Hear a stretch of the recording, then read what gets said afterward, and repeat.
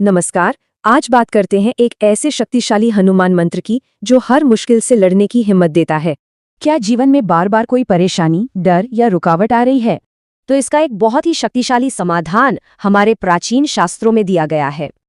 और वो समाधान है ये हनुमान मंत्र, ओम हम हनुमते रुद्रात्मकाय हुम फट। माना जाता है कि ये मंत्र सुरक्षा और शक्ति पाने के लिए बहुत ही कारगर है। अगर इसका रोज जप किया जाए तो इसके कुछ खास फायदे देखने को मिलते हैं, जैसे कि ये नेगेटिव एनर्जी को दूर करता है, मन में हिम्मत भरता है और मुश्किलें कम होने लगती हैं। तो सवाल ये है कि इस मंत्र का जप किया कैसे जाए। देखिए, सुबह या शाम का कोई भी समय चुन लें और बस शांत मन से इसका जाप करें। अच्छा, सबसे अच्छा तो यही है कि इसे 108 बार जपा जाए, पर अगर समय कम है तो 21 बार जपने से भी उतना ही असर होता है। और हाँ, कुछ खास दिन हैं जब इसका असर और भी ज्यादा होता है। वो दिन है मंगलवार और शनिवार। इन दिनों जप करना सबसे अच्छा माना गया है। लेकिन एक बात जरूरी है, इस पूरी प्रक्रिया की नींव है सच्ची श्रद्धा।